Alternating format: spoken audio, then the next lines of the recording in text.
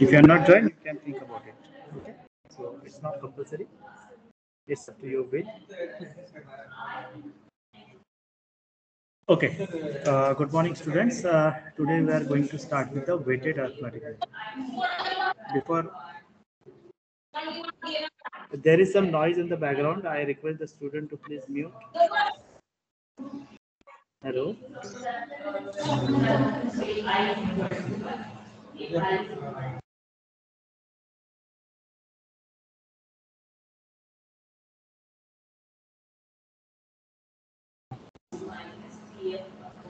Okay, thank you.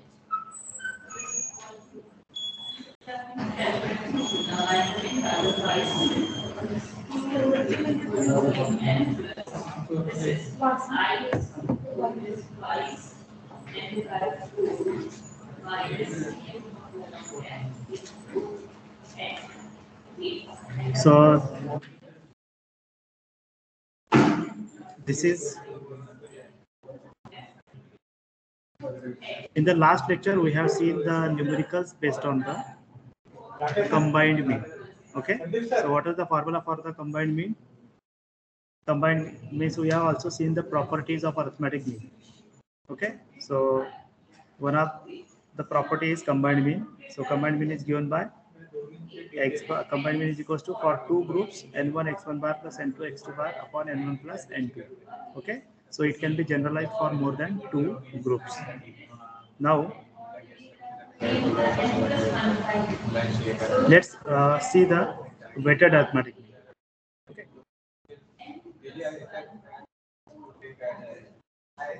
So what do you mean by weighted arithmetic mean? Let's try to understand.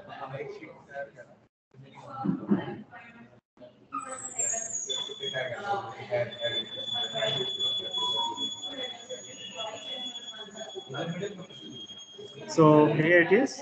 The notes are here with you. Now, what do you mean by weighted arithmetic mean? So many times what happens, all the observation in the simple arithmetic mean, we give equal importance to all the observations. Okay. क्या होता है कि सभी observations को हम equal importance देते हैं, equal weight देते हैं, है ना. वेट का मतलब ये नहीं कि जैसा आप मेजरिंग मेजरिंग टूल और मेजर करो, ऐसा हम कभी कभी कहते हैं ना कि ये पर्सन जो है ये पर्टिकुलर ऑर्गेनाइजेशन में पर्टिकुलर पर्सन की वेटेज होती है. तो वेटेज यानी कि इम्पोर्टेंस आपको लेनी है. What do mean by weight? Weight means important और इम्पोर्टेंस. तो कभी तो सिंपल अर्थमेटिक मीन के अंदर में सिंपल अर्थमेटिक मीन के अंदर में क्या होता है कि सभी ऑब्जर्वेशंस का इम्पोर्टेंस सेम होता है. Okay, but weighted arithmetic mean के अंदर में क्या होता है, जैसे कि चार ऑब्जर्वेशंस है x3 x4, ठीक है. तो इसमें कुछ किसी ऑब्जर्वेशन को इक्वल इम्पोर्टेंस रहेगा, किसी ऑब्जर्वेशन को कम वेटेज रहेगा, किसी को ज़्यादा रहेगा. ओके, तो इसके हिसाब से हम वेटेड अर्थमेटिक मीन कैलकुलेट करते हैं. मुझे एक बार बताइए, सिंपल अर्थमेटिक मीन और वेटेड अर्थमेटिक मीन में आपको डिफरेंस समझ में आ रहा है कि नहीं आ रहा है? यस, हेलो,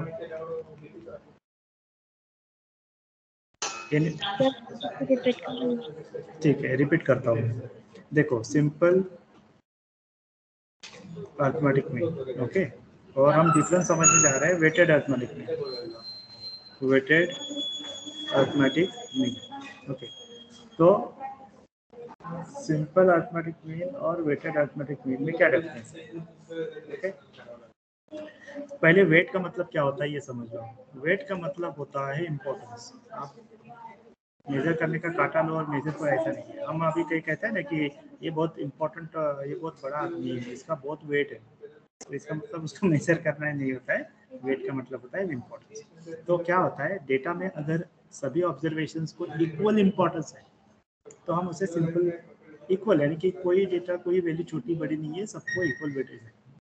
बट अगर इक्वल इम्पोर्टेंस नहीं है, किस डेटा में कोई वैल्यू को ज़्यादा इम्पोर्टेंस है, किसी को कम है, तो हम वेटेड अर्थमेटिक. एक अगर एग्जांपल देना हो, तो फैमिली के अंदर फैमिली में हमारा खर्चा जो है वो फिक्स होता है, यानी कि एजुकेशन पे फिक्स एक्सपेंडिचर होता है, रेंट वगैरह होंगे या फिर EMIs वगैरह होंगे, तो वो बराबर जाते रहता है. ठीक है, या फिर शॉपिंग वगैरह करनी होती है, कुछ ग्रोसरी वगैरह वेजिटेबल्स, तो उसके लिए भी एक बजट होता है। तो फैमिली के अंदर मम्मी पापा को पता है कि एजुकेशन पे खर्च हो रहा है, रेंट पे हो रहा है, ईएमआई पे हो रहा है, शॉपिंग पे हो रहा है, और हम ज़्यादातर जो है मेडिकल एक्सपेंस के ऊपर ऐसा कुछ स्पेशली ऐसे कुछ करते नहीं है ना, या फिर प्रोविज़न होता है, बट मान लो कि सब नॉर्मल चल रहा है और तो ये खर्चे भी बराबर अपने हिसाब से हो रहे हैं। पर मान लो कि फैमिली में किसी रिलेटिव की या किसी का एक्सीडेंट हो गया है अभी, और या फिर कोई बीमार है, बहुत ज़्यादा बीमार है, ओके, तो उस वक्त हम एजुकेशन, रेंट, ये जो पैसे हैं इसके लिए हमने मान लो कि 15,000 निकाल के रखे हैं, ठीक है। पर मान लो कि बीच में कोई मेडिकल आया एक्सपेंस, कोई बच्चा बीमार है या फिर फैमिली का कोई मेम्बर बीमार है, तो हम क्या करते हैं, हम इस वक्त हमारे पास पैसे की कमी है और यहाँ पे हमको 20,000, 25,000 का या फिर 30,000 का खर्चा आने वाला है, वो जो भी मेडिकल एक्सपेंस है। तो हम क्या कहेंगे, ये एजुकेशन, रेंट और ईएमआई हम क्या करेंगे, बाद में दे देंगे, है ना। पहले पूरा का पूरा जो है इसके ऊपर डाइवर्ट करो, क्योंकि मेडिकल जो ट्रीटमेंट है वो ट्रीटमेंट मिलना बहुत जरूरी है। तो इसमें हमने क्या किया कि अभी हमने जैसे मेडिकल इमरजेंसी आई तो हमने इसको ध्यान नहीं दिया, इसको थोड़ा सा साइड कर दिया, ईएमआई भी थोड़ा सा हमने मैनेज कर दिया अप्लाई करके, और इसको हमने ज़्यादा इंपॉर्टेंस दिया क्योंकि it is the need of the hour. मेरा मेरा वॉइस क्लियर आ रहा है बेटा आपको सबको? ओके, मेरा वॉइस क्लियर आ रहा है? हेलो। Yes sir. हाँ, तो हम इसको इक्वल इम्पोर्टेंस देते हैं, ठीक है। नहीं, सिंपल में हम क्या करते हैं कि सबके लिए प्रोविजन होता है। तो मान लो कि मेडिकल केस आ गए तो हम मेडिकल जो कंडीशन है, हम पेशेंट को जो भी है, जो बीमार है उसकी तरफ ज़्यादा ध्यान देते हैं, बाकी की चीज़ों को थोड़ा सा इग्नोर करते हैं, साइड लाइन में करते हैं। तो ऐसे केस में हम वेटेड अर्थमेटिक मीन, ठीक है, ओके, ये एक बात है। अब मान लो कि कंपनी ए और कंपनी बी है ना, तो सेम प्रोडक्शन करके मान लो कि कोई प्रोडक्ट मैन्युफैक्चर कर लिए, जैसे टाटा मोटर्स है, ऑटो कंपोनेंट्स बना लिए, और कोई दूसरा कंपनी है जो लोकल है। टाटा कैसा है अभी, उसका बहुत ज़्यादा वेटेज है क्योंकि वो इंटरनेशनल कंपनी है और वही वही पार्ट बनाते हैं दूसरा। तो कोई भी सप्लायर आएगा तो वो किसको ज़्यादा इंपॉर्टेंस देगा, टाटा को देगा। लोकल टाटा का वेट बहुत है, वेट यानी कि इम्पोर्टेंस, इम्पोर्टेंस बहुत है। टाटा कंपनी से लेने की श्योरिटी रहेगी, गारंटी रहेगी, कुछ बेनिफिट्स रहेंगे, तो टाटा कंपनी की तरफ देखने का एडवांटेज ये रहेगा। मैं सेम एग्जांपल कहीं भी देख सकता हूँ। अगर आपने कोई कहीं पे एडमिशन, यहाँ पे एडमिशन चुना है तो आपने 3-4 जगह पे इंक्वायरी किया होगा, बराबर है, एक एग्जांपल दे रहा हूँ, ओके। तो अगर कोई नाम है, ब्रांड है, तो आप उसका वेटेज ज़्यादा रहता है ना, MIT जब है, और दूसरा कोई कॉलेज है, XYZ कॉलेज है, वो लोकल है और वो बस पुणे में ही है और एक दो ही कॉलेज है उसके, ठीक है। तो ऐसे केस में जो है वो उसका वेट, आप किसको ज़्यादा वेट दोगे, लोकल जो है जिस पे ना तो कोई फैसिलिटी है ज़्यादा, ना इंफ्रास्ट्रक्चर है, ना फैकल्टीज फुल टाइम है, ना कोर्सेज ठीक से पढ़ाए जाते हैं, ना एक्स्ट्रा करिकुलर अपॉर्चुनिटीज है, ना प्लेसमेंट है, ऐसा अगर कुछ होगा तो आप उसको ज़्यादा वेट नहीं देते हो। इसका मतलब है आप इसको इम्पोर्टेंस नहीं देते हो। तो what I want to explain you the weight, meaning of weight, ठीक है। तो I hope everybody understood it. If you understand it please low your thumbs, okay, if you understand the meaning of weight, ठीक है। तो ऐसी situation होती है। अगर अब हम डेटा के टर्म्स में बात करेंगे, मेरे पास 10 ऑब्जर्वेशन है और 10 ऑब्जर्वेशन में कुछ वैल्यूज को मैं ज़्यादा वेटेज असाइन कर रहा हूँ, यानी कि ज़्यादा इंपॉर्टेंट है मेरे लिए, और कुछ कम इंपॉर्टेंट है, तो ऐसे में हम वेटेड मीन फाइंड आउट करता हूँ और इसका कैलकुलेशन बहुत सिंपल होता है। तो आइए हम देखते हैं उसका कैलकुलेशन कैसे होता है।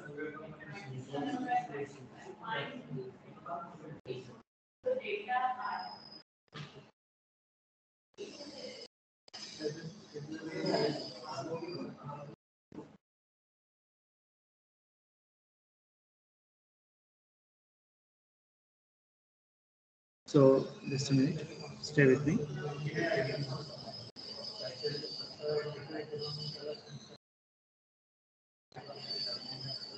There is a pen is little bit slow, digital pen. ऐसे घुमा के रख देता हूँ तब तो डिलीट हो जाएगा।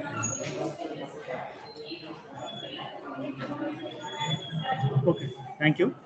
तो इसमें बहुत ही सिंपल है, देखो ये ऑब्जर्वेशन कंसिडर करो, ये x है, ये इसके वैल्यूज है x1 x2 dash dash dash xn, ठीक है। और ये हम वेट्स को मैं डब्ल्यू आई डिनोट करता हूँ, जैसे आपका फ्रीक्वेंसी होता है ना, बस उसी तरीके से ये वेट वन x1 का वेट इतना है, x2 का वेट इतना है, और यहाँ पे nth ऑब्जर्वेशन का वेट डब्ल्यू है। तो इसमें जैसे आप टोटल फ्रीक्वेंसी फाइंड आउट करते हो, वैसे ही आप यहाँ पे टोटल वेट फाइंड आउट करते हो, W1 W2 and so on WN तक, ठीक है। तो वेटेड अरिथमेटिक मीन बहुत ही सिंपल है, denoted by x bar W। तो ये कैसे डिनोट होता है, ठीक उसी तरीके जैसे डिस्क्रीट फ्रीक्वेंसी का फार्मूला होता है x1 W1 plus x2 W2 and so on XN W, ठीक है। इस तरह से कैलकुलेट होता है। और न्यूमरेटर में क्या रहेगा, टोटल वेट्स। टोटल वेट्स को हम कैसे डिनोट करते हैं, ओके, समेशन W, ठीक है। इसका कोई निकनेम नहीं है, जैसे n जो होता है टोटल फ्रीक्वेंसी के लिए होता है, इसका कुछ नहीं है। आपको वेट का सीधा सीधा समेशन W लिखना पड़ेगा, ठीक है। तो इसका फार्मूला क्या होगा, I rank from 1 to n xi wi, okay, upon summation WI। तो ये सिंपल सा फार्मूला है वेटेड अरिथमेटिक का। आई होप कि इसका कंसेप्ट आपको समझ में आ गया, ठीक है। इसका यूज कहाँ पे होता है, कंस्ट्रक्शन ऑफ इंडेक्स नंबर्स एक टॉपिक है स्टैटिस्टिक्स के अंदर में, जो इकोनॉमी में ज़्यादा यूज होता है, इकोनॉमिक्स में। तो उसमें weights means it prefer to simple means, weighted mean को ज़्यादा इंपॉर्टेंस होता है सिंपल में। In the complication of death rates, weighted means are found to be suitable. क्यों, डेथ रेट में क्या होता है कि हम एज ग्रुप जो है 0, 10, 20, 30, 40, तो हमको पता है कि 0 to 50 के अंदर में डेथ तो बहुत कम होती है। ज़्यादातर डेथ जो है वो 60 अबव में होती है ना, 60, 70, 80, 90 ये रेंज में ज़्यादा होता है। तो हम इनको ज़्यादा वेट देते हैं, है ना। इक्का दुक्का डेथ जो है 0 to 50 के एज में हो सकता है, नहीं होते ऐसा नहीं है, होते हैं पर कम होते हैं, है ना। तो सीनियर सिटीजन में डेथ होने के चांसेस ज़्यादा होता है। फिर 45 और 50 के अबाउ जो है वो नंबर ऑफ डेथ ज़्यादा होता है, तो उसमें डेथ रेट, इसको भी वेटेड अरिथमेटिक मीन वेट दिया जाता है कि 0 to 100 अगर एज ग्रुप है 0, 10, 20, तो उसमें 50 अबाउ डेथ होने के चांसेस ज़्यादा है, तो हमने वेट असाइन करना है कि भाई इसमें जो ज़्यादा होगा। whenever we need to compute the mean of ratio percentage rates, weighted means are preferred। देखो जब भी हमको रेशियोज परसेंटेज और रेट्स इनका अगर कुछ हमको मीन फाइंड आउट करना है, तो हम वेटेड अरिथमेटिक मीन प्रेफर करते हैं। जब भी आपको डेटा रेशियो में दिया रहेगा, परसेंटेज में रहेगा, रेट्स में रहेगा, तो आप वेटेड अरिथमेटिक मीन को प्रेफर करते हो। So if you understand the use of weighted arithmetic mean, please blow your thumbs, then we will move on to the numerical question, ठीक है। Thank you. तो ये थोड़ा सा बड़ा क्वेश्चन है, इसके पहले हम सिंपल वाला क्वेश्चन ले लेते हैं।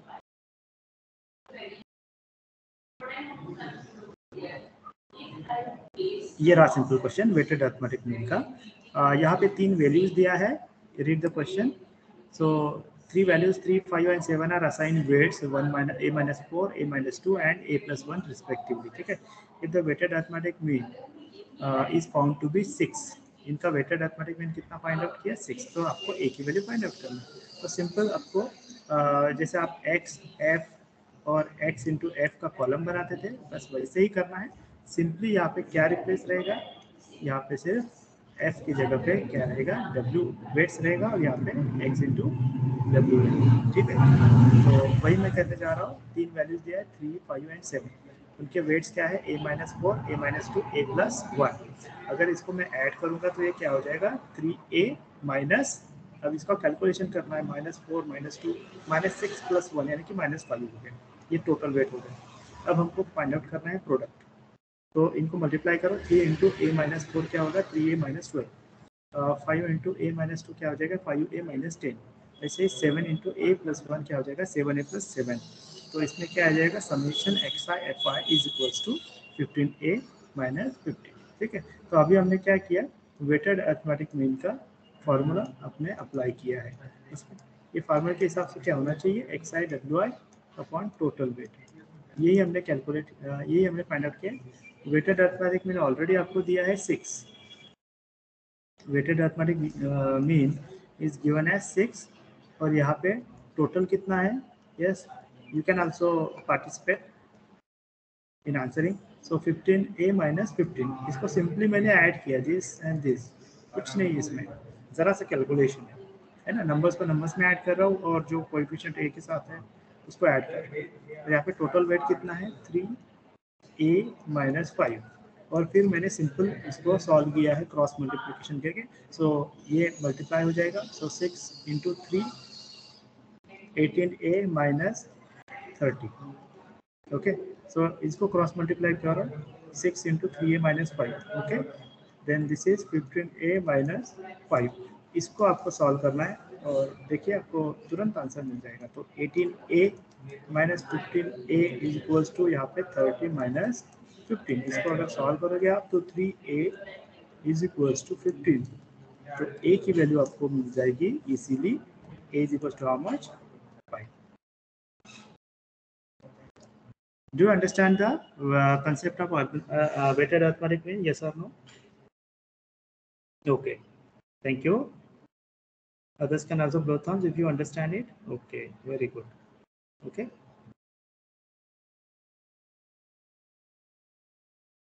तो आइए हम चलते हैं नेक्स्ट क्वेश्चन की तरफ।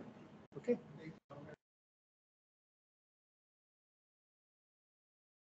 so let's move on to the next question. तो जो क्वेश्चन हमने इसके पहले देखा था उसी को हम सॉल्व करते हैं।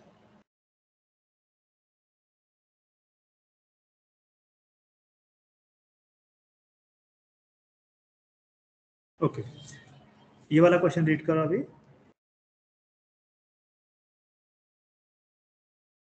The following table gives the number of employees and their monthly salary. ठीक है, number of employees and monthly salary into factories of a particular city. तो ये डेटा आपको दिया हुआ है।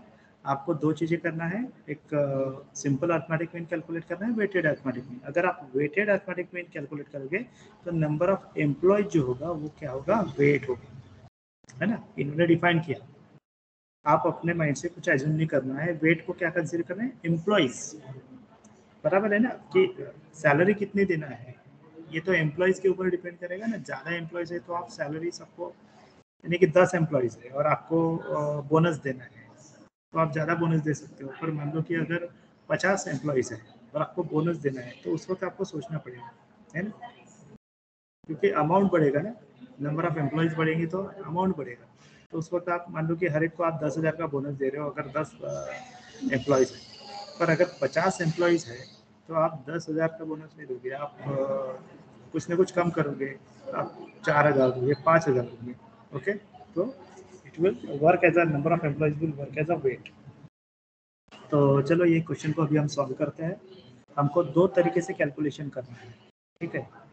सिंपल का मतलब क्या है, यहाँ पे वेरिएबल क्या है पहले ये समझ लो। Number of employees and monthly salary, variable जो है वो सैलरी है। वेरिएबल क्या है, ये सैलरी है ना। तो जब मैं सिंपल अर्थमेटिक मीन अगर मैं कंसिडर कर रहा हूँ तो आपको क्या करना है, सिंपली फैक्ट्री ए का सिंपल मीन कैलकुलेट करना है और फैक्ट्री बी का simple average salary find out करना है। Average salary of factory A, employees in factory A, यानी कि ये क्या करना है, सबको ऐड करते जाना है। यानी कि जितने भी, अभी फैक्ट्री ए की बात कर रहा हूँ तो मैंने ए प्रीफिक्स यहाँ पे ले लिया है, सफिक्स सफिक्स। तो यहाँ पे आपको सबको ऐड करना पड़ेगा, 0 0 2 0 0, है ना, एंड डैश डैश डैश 1517 तो कितने एम्प्लॉयज है फैक्ट्री, देखो यानी कि कितने कैटेगरीज है, ये रेंज है, ये कैटेगरीज है ना। तो आपको जो है, तो सिंपल अर्थमेटिक मीन में क्या करना पड़ेगा, ये आपको सिंपली ये नंबर्स लेने पड़ेंगे, है ना, 1 2 3 4 5 6, यानी कि आपने क्या किया, इनका काउंट किया, कितने हैं, 2 4 6, तो डिवाइड बाय 6 कर दो तो एवरेज सैलरी हो जाएगी। ठीक है, ऐसे कैलकुलेट करना है।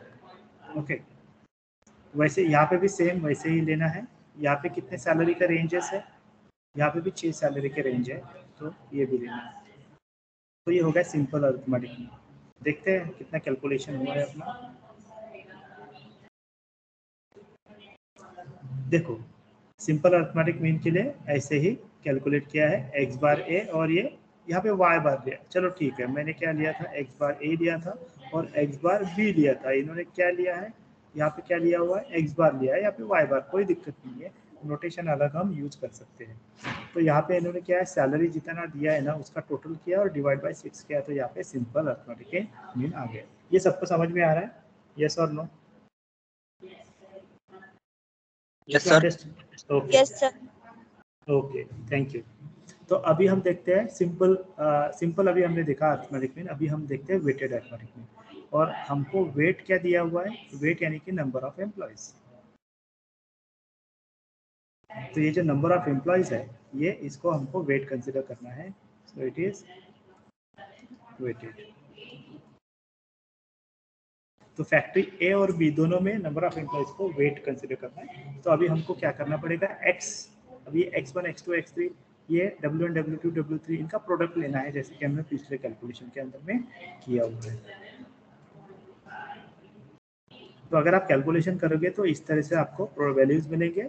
5500 इंटू 4 यानी कि इतना आ जाएगा 2000 इंटू 20। तो इस तरह से कैलकुलेट करोगे तो आपको यहाँ पे समेशन xi wi मिलेगा, यानी कि sum of the product of weights and the values. Okay, so summation xi wi is equal to, this is for factory A, ये है बी के लिए। तो इसमें भी हमने कैलकुलेट किया है समेशन xi wi, या फिर अगर आप अलग नोटेशन ले रहे हो y तो it's okay, you can do it, वैसे डिफाइन करना पड़ेगा wi तो कोई प्रॉब्लम ही नहीं होगा। तो यहाँ पे आ रहा है, तो अभी आपको सिंपली इसका टोटल वेट कैलकुलेट करना पड़ेगा, यानी कि टोटल एम्प्लॉयज कितने हैं फैक्ट्री ए के अंदर में, 456 एम्प्लॉयज आर देयर, और फैक्ट्री बी के अंदर में 169 एम्प्लॉयज आर देयर, जो कि इनका वेट है। तो यहाँ पे टोटल वेट कितना है 456, यहाँ पे फैक्ट्री बी में वेट कितना है 169 टोटल वेट। तो ये प्रोडक्ट है और ये वैल्यूज है, तो फाइंड आउट करना है।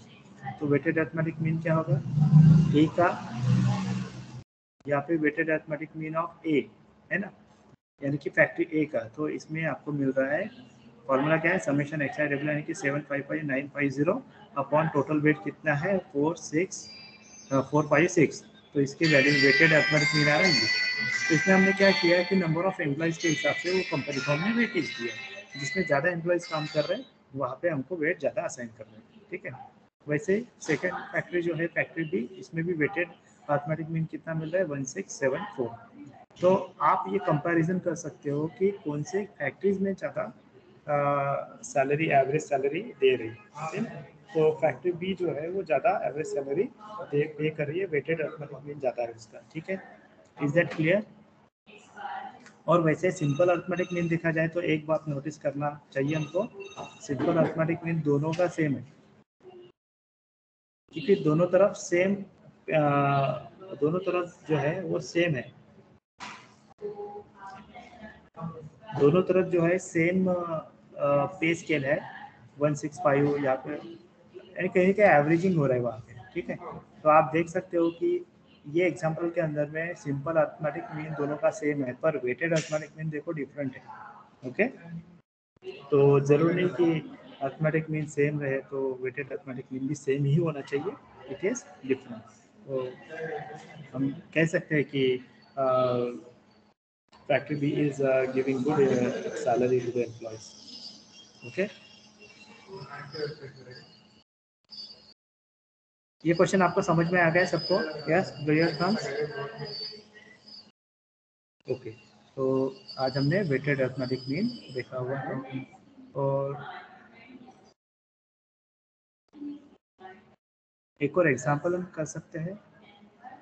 चलो, वेटेड अरिथमेटिक मीन के ऊपर हम एक और एग्जांपल कर सकते हैं। यहाँ पे हम चेक करते हैं।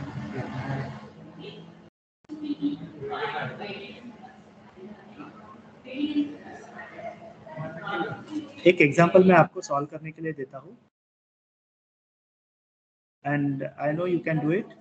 इसको आपको सॉल्व करना है, जो भी एग्जांपल मैं देता हूँ वो सभी इंपॉर्टेंट होते हैं और आपको वो करना ही है, ठीक है। करोगे तो आपको वो कंसेप्ट और अच्छे से समझ में आएगा, ठीक है। तो take it equally important.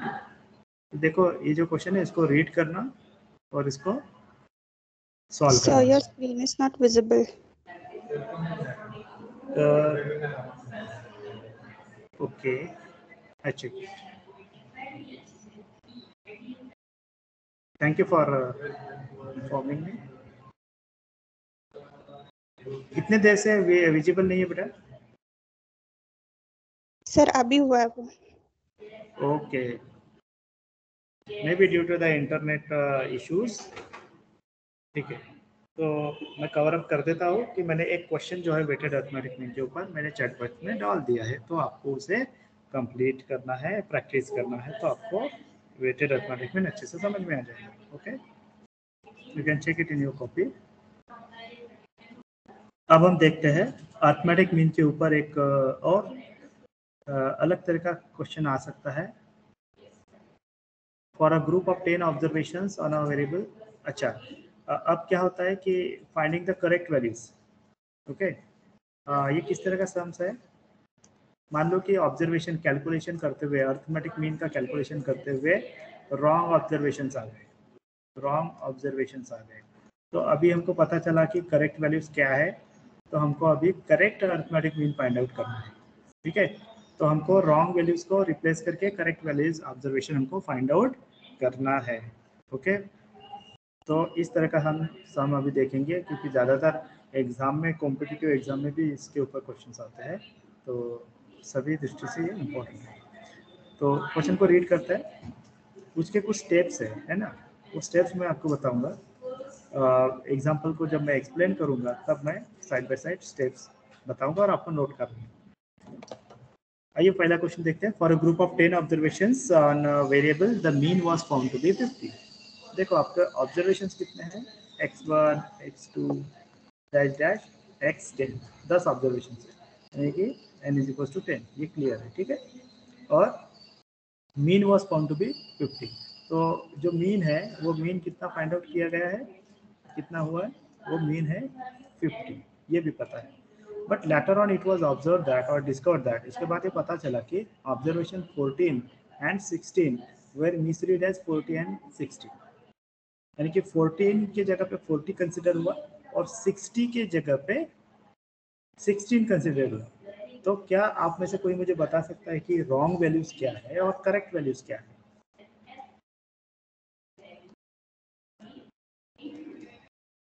Which are the wrong values? Can you tell? क्या गलत वैल्यूज है और क्या करेक्ट वैल्यूज है, तभी हम करेक्ट कर पाएंगे। Yes, Values and 16. कोई एक बात कीजिए, रॉन्ग वैल्यूज कौन से हैं? 40 and 16. 40 and 16 are wrong values. ठीक है, और क्या होना चाहिए था? 14 and 60.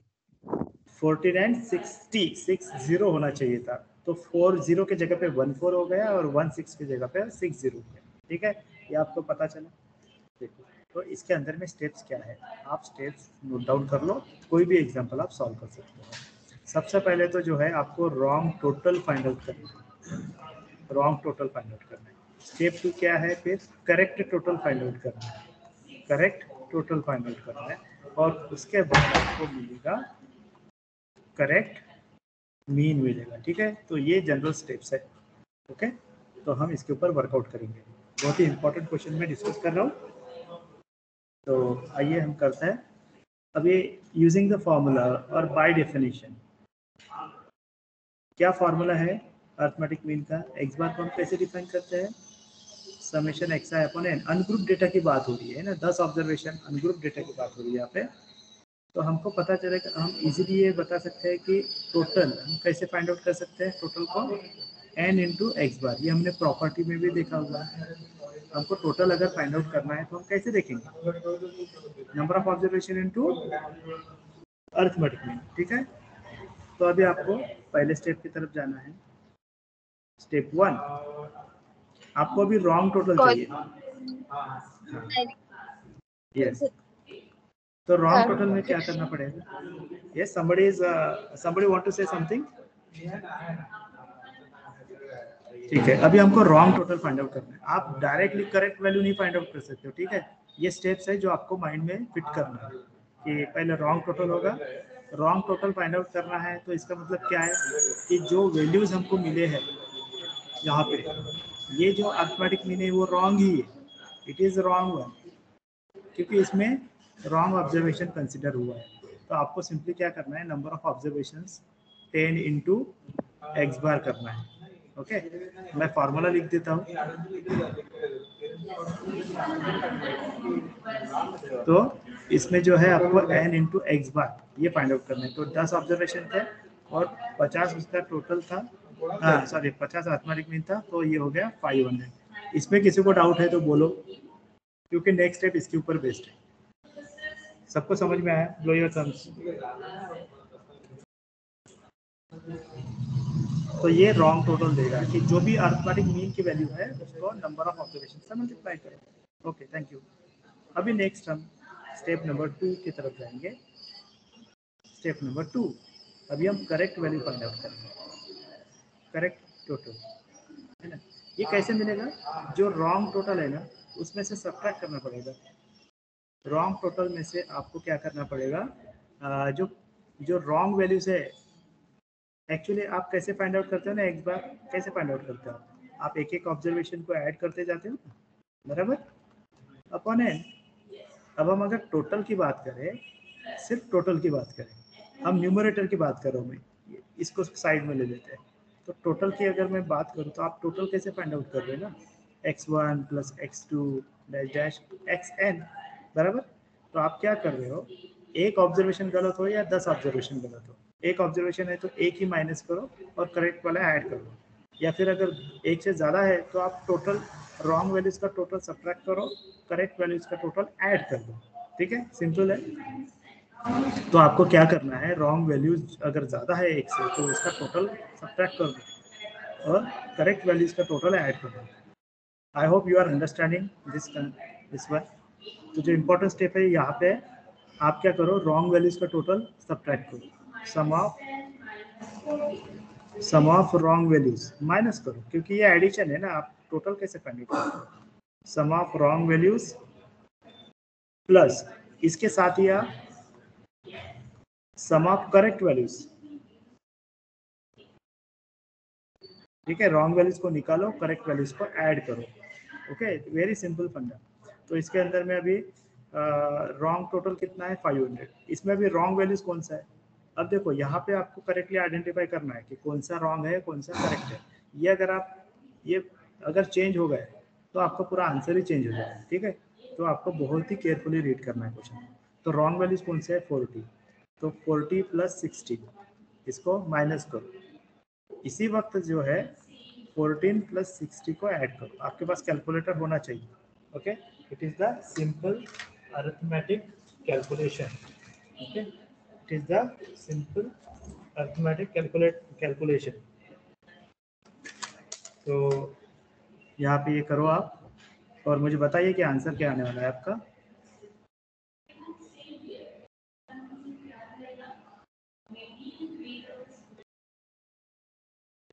So what is your answer?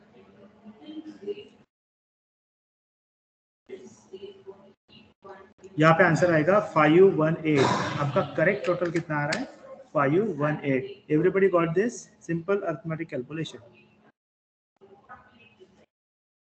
Okay, तो इसके अंदर में अभी सिर्फ लास्ट वाला स्टेप रह गया है, स्टेप नंबर 3। ओके, तो आपको now you are ready to get the correct mean. जो रॉन्ग ऑब्जर्वेशन था वो निकाल दिया आपने और जो करेक्ट वैल्यू था वो आपने ऐड कर दिया है। और अभी यहाँ पे जो आप करेक्ट मीन फाइंड आउट करना चाहते हो तो इसके लिए टोटल भी करेक्ट लो। ठीक है, क्या नंबर ऑफ ऑब्जर्वेशन चेंज हो रहा है? नहीं, आप क्या कर रहे हो, दो वैल्यूज माइनस कर रहे हो, बराबर है, प्लस उसी के साथ आप दो वैल्यूज को ऐड भी तो कर रहे हो। तो आपको नंबर ऑफ ऑब्जर्वेशन जो है वो n ही रहेगा, यानी कि n माइनस 2 प्लस 2। दो निकाल रहे हो तो आप दो ऐड भी तो कर रहे हो ना, तो it will be n only. तो टोटल ऑब्जर्वेशन जो है वो उतना ही रहेगा। तो इसमें देखो 518 अपॉन 10, तो जो नया अर्थमेटिक मीन मिलेगा, करेक्ट अर्थमेटिक मीन मिलेगा, वो 51.8 होगा इंस्टेड ऑफ 50। तो जिनको ये समझ में आ गया है, please blow your Thums and let me confirm you understand. Okay, so everybody understood it? So today we will cover this up to this part, and next time we'll start with the median and mode. Let me tell you that for the class test syllabus, only one unit is placed there, that is the descriptive statistics. आप उसको अच्छे से करो preparation. Okay. So wish you all the best. Just don't go anywhere. I am just stopping the recording. Thank you very much. See you with the next topic, next lecture. Median. Okay, we will deal with the median or mode, any one of the topic next time. Thank you.